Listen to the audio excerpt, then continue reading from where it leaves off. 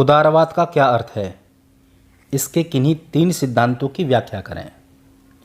यह एक ऐसा प्रश्न है जो ओपन स्कूल के एग्ज़ाम में कई बार पूछा गया है और यह क्वेश्चन ज़्यादातर 8 नंबर में पूछा जाता है। तो चलिए सबसे पहले हम उदारवाद का अर्थ जान लेते हैं। उदारवाद का अर्थ। उदारवाद का अंग्रेजी शब्द लिबरिज्म लैटिन भाषा के शब्द लिबरलिस से निकला है, जिसका अर्थ है स्वतंत्र व्यक्ति।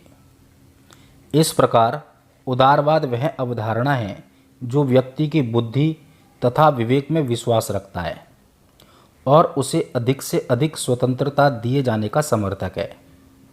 लास्की का कहना है कि उदारवाद का वर्णन करना आसान नहीं है और इसे परिभाषित करना तो और भी कठिन है, क्योंकि यह सिद्धांतों का समूह मात्र नहीं बल्कि दिमाग की आदत है।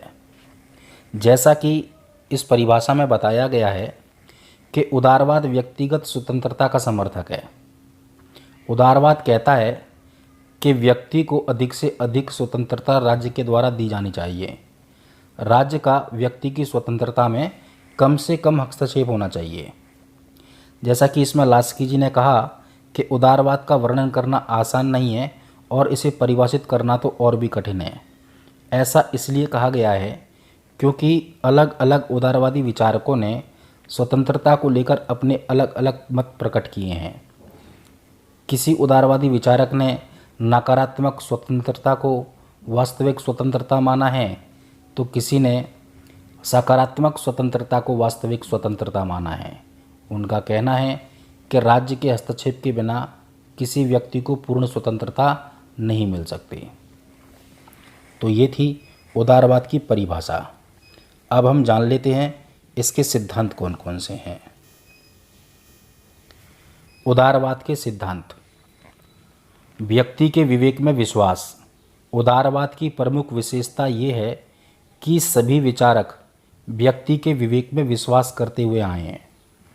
उनका कहना है कि जो कानून या सिद्धांत व्यक्ति की बुद्धि या विवेक स्वीकार नहीं करता वह उचित नहीं है और उस पर लादा नहीं जाना चाहिए। व्यक्ति अपना भला बुरा सोचने का स्वयं स्वामी है और वह अच्छे प्रकार इसका निर्णय कर सकता है कि उसके लिए किसी कानून की उपयोगिता है या नहीं। जो कानून उसके लिए उपयोगी ना हो उसे नहीं मानना चाहिए। दूसरा पॉइंट है मानव स्वतंत्रता में विश्वास। उदारवादी मानव स्वतंत्रता के समर्थक हैं। उनका कहना था कि स्वतंत्रता व्यक्ति का जन्मसिद्ध अधिकार है। व्यक्ति को अपने विवेक से काम लेकर विचार प्रकट करने तथा कार्य करने का अधिकार होना चाहिए। तीसरा पॉइंट है इतिहास तथा परंपराओं का विरोधी।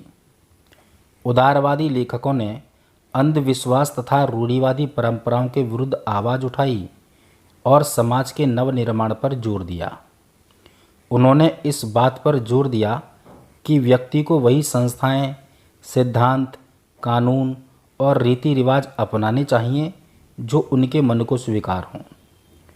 ऐसा इसलिए कहा गया है क्योंकि अंधविश्वास और रूढ़िवादी के दबाव में एक व्यक्ति पूर्ण रूप से स्वतंत्र नहीं हो सकता। एक व्यक्ति को पूर्ण स्वतंत्रता तभी मिल सकती है जब अंधविश्वास और रूढ़िवादिता का अभाव हो। तो यही था आपके इस क्वेश्चन का जवाब।